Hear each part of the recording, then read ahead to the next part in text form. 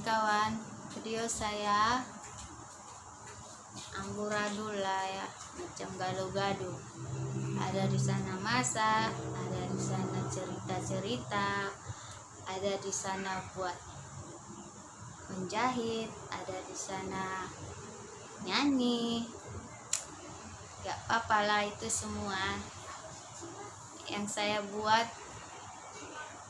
adalah video pribadi, atau itulah yang saya lakukan di Malaysia, dan itulah yang saya tahu. Saya buatlah macam itu karena saya pun tidak pandai membuat lain-lain, cuman saya mau sharing. Kadang di sini ya kita dapat berbagi dengan yang lain, ilmu kah, pengalaman kah, itu yang saya mau kongsikan di setiap video saya.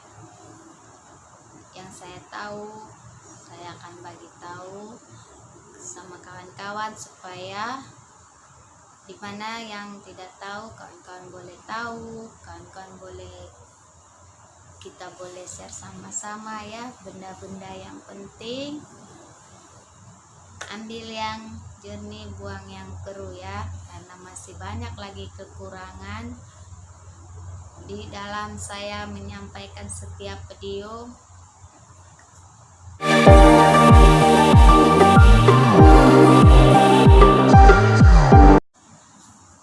Culture shock in Malaysia, Sabah.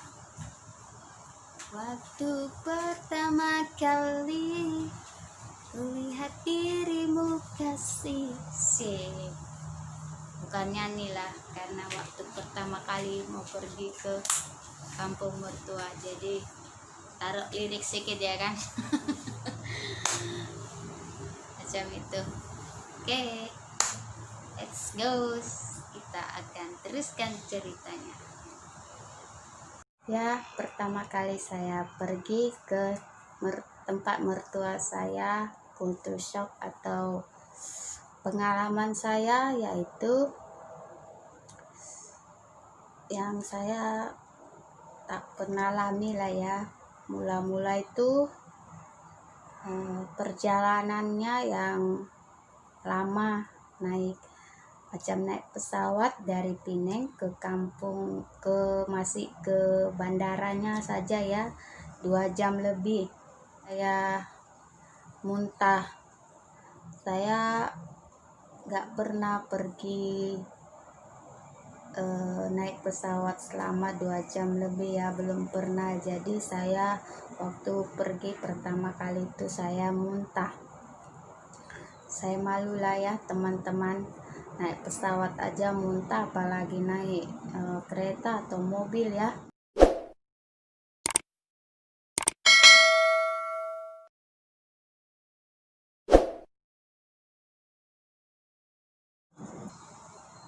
Selepas naik pesawat itu udah kita sampai di bandaranya itu, yaitu Bandara Riau namanya, Kota Kinabalu atau KK ya. Setelah sampai di situ mau ke dalam lagi, ke kampung lagi, namanya juga belum pernah ya kawan-kawan. Kita ikut aja lah ya sama suami, naik mobil atau kereta ya.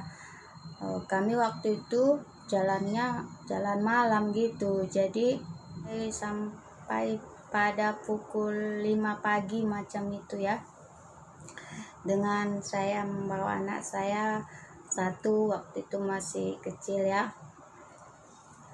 Semua sakit pinggang saya, macam kita bawa barang lagi bawa anak. Waktu itu kami sewa kereta kancil, jadi muatannya itu muatannya sedikit kan, jadi barang dengan anak dengan saya, kadang-kadang anak saya pun saya dukung, jadi rasa sakit pinggang lah saking jauhnya. Saya pun nggak tahu kan kayak gitu. Pengalaman saya lagi yaitu waktu tidur malam itu cepat kali tidur, pukul 9 udah tidur ya. 9 kalau di Indonesia pukul 8 ya. Jadi pukul 9 sudah tidur di sana, sebab suasananya sepi, hening, namanya di kampung. Cuman ada suara jangkrik aja yang bunyi kan. Jadi adem gitu tidur. Kalau yang kami sering di sini kan, di Pineng kami tinggal kan, bising sampai 12 malam pun masih banyak mobil atau kereta. Pokoknya bising lah, suara motor pun, pokoknya masih bising. Jadi belum pernah kan mengalami tidur cepat gitu, jam 9 udah tidur. Jadi di situ memang saya sangat macam merasa nyaman ya tidurnya itu.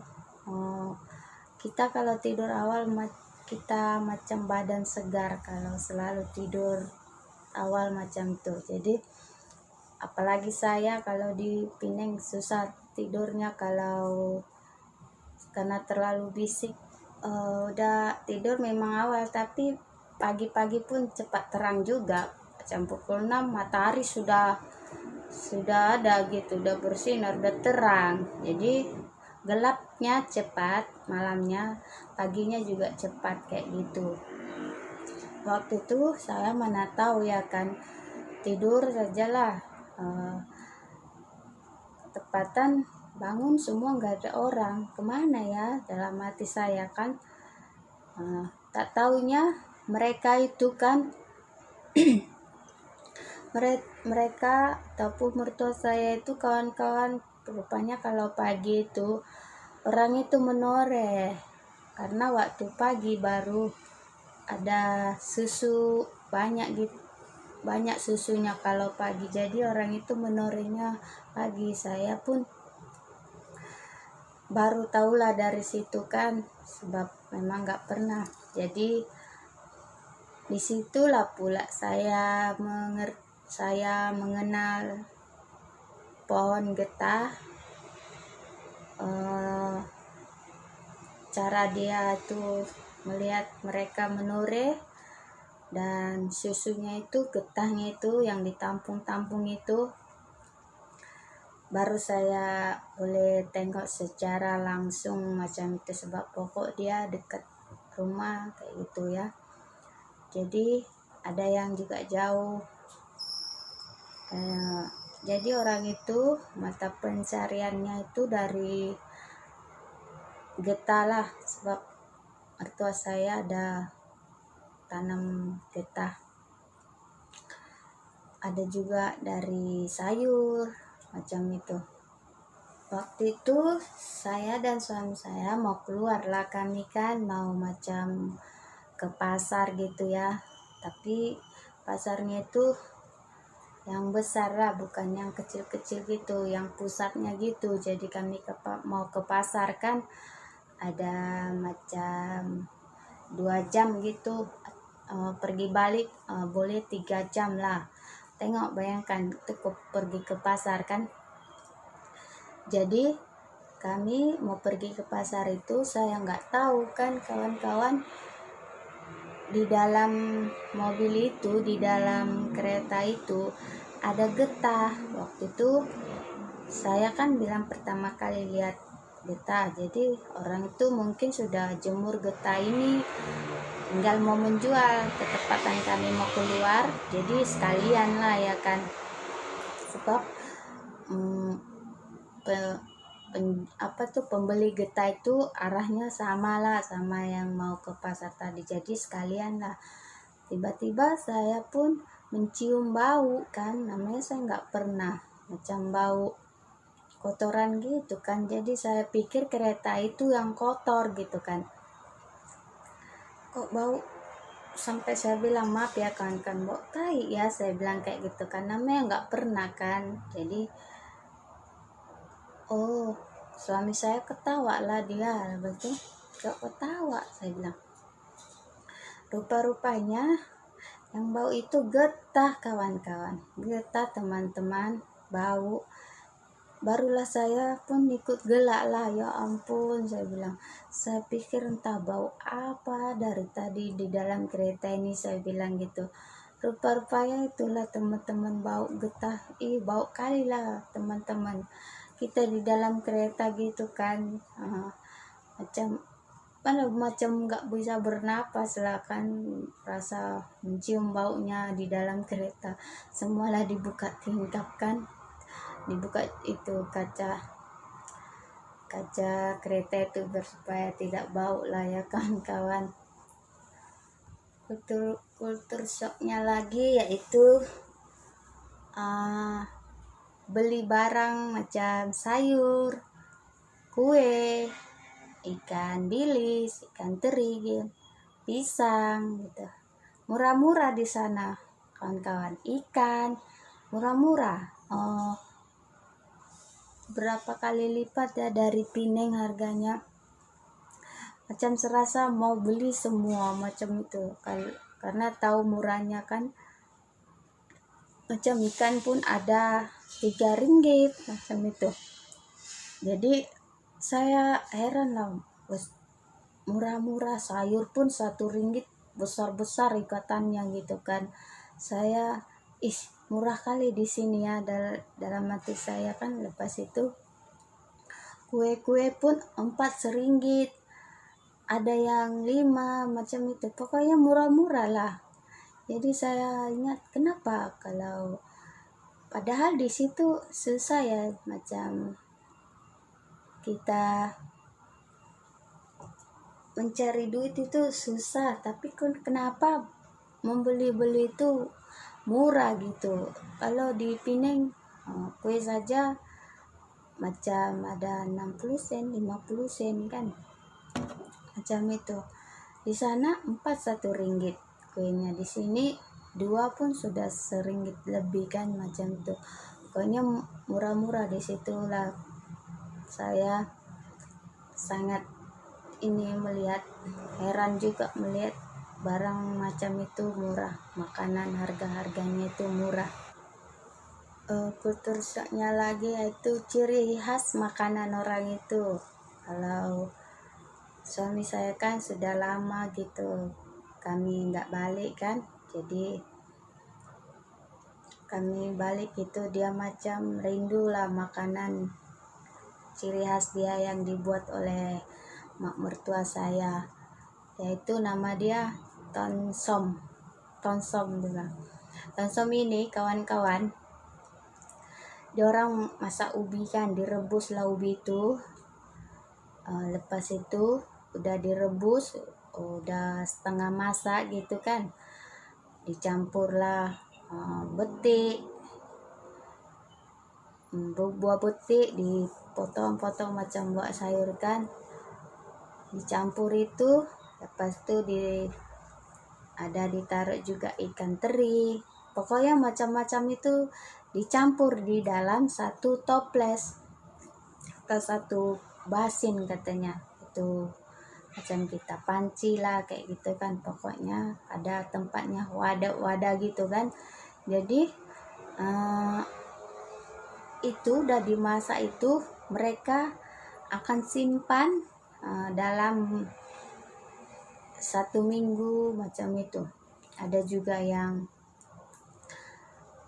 4 atau 5 hari gitu. Ada juga disimpan 4 atau 5 hari, tapi biar supaya masak sangat 1 minggu biar wangi katanya, biar sedap lah.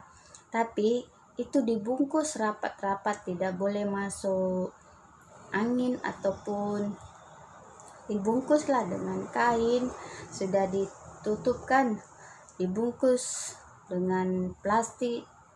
Pokoknya tidak boleh lah masuk macam udara macam itu kan.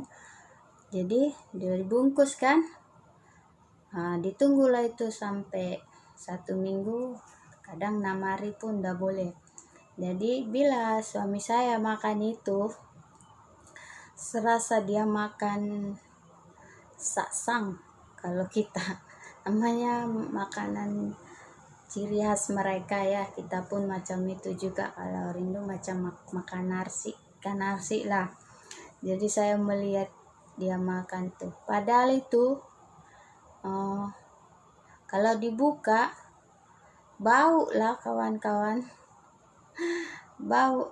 Tapi mereka itu dimakan dengan nasi ya, macam ikan nasi lah. Dia punya apa, macam ciri khas dia. Kalau kita makan nasi, ikan nasi itu macam sudah spesial sangat. Mereka pun macam itu, yang dibungkus tadi dibuka lah kan, jadi makan dengan nasi, mereka akan merasa nikmat macam itu. Padahal saya ada dia bau lah kawan-kawan. Jadi namanya juga kita sudah kawin, kita harus mencintai keluarga suami kita, tradisi suami kita, supaya itulah, kalau kita sudah berkawin dengan seseorang, kita harus mencintai semua keluarganya, tradisinya, apapun itu kita sudah sanggup menerimanya atau menjalaninya. Bukan kita mencintai suami kita saja ya. Jadi saya pun mengikutilah, tapi saya tidak makanlah, sebab saya belum pernah tengok atau pertama kali kan melihat itu namanya tonsom itu. So saya pun cuman melihat sajalah cara suami saya, dia macam makan yang sudah puluhan tahun tidak makan macam itu. Rasanya dia sudah lega ataupun sudah terobati rasa rindunya, udah bertemu keluarga, terutama juga dengan makanan ciri khasnya. Itu yang dia tidak bisa lupakan kalau di balik kampung dia. Ada lagi ini, saya mula-mula nggak tahu itu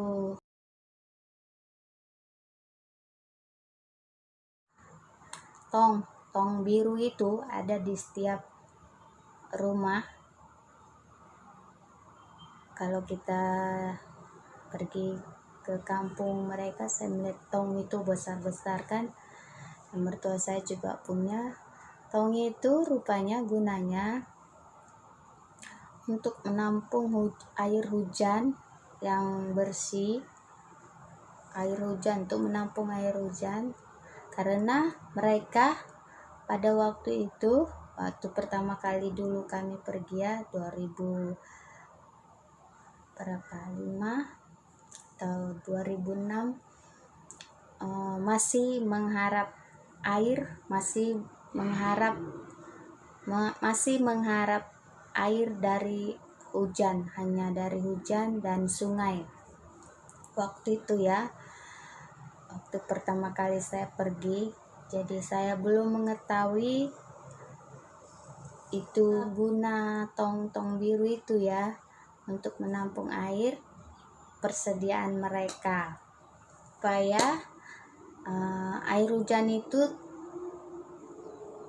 tertampung semua. Mereka akan membuat di tepi-tepi seng itu macam saluran dia begini kan, untuk supaya semua air yang jatuh di seng itu akan menjadi satu saluran untuk ke tong itu. Itu uniknya saya tengok kan.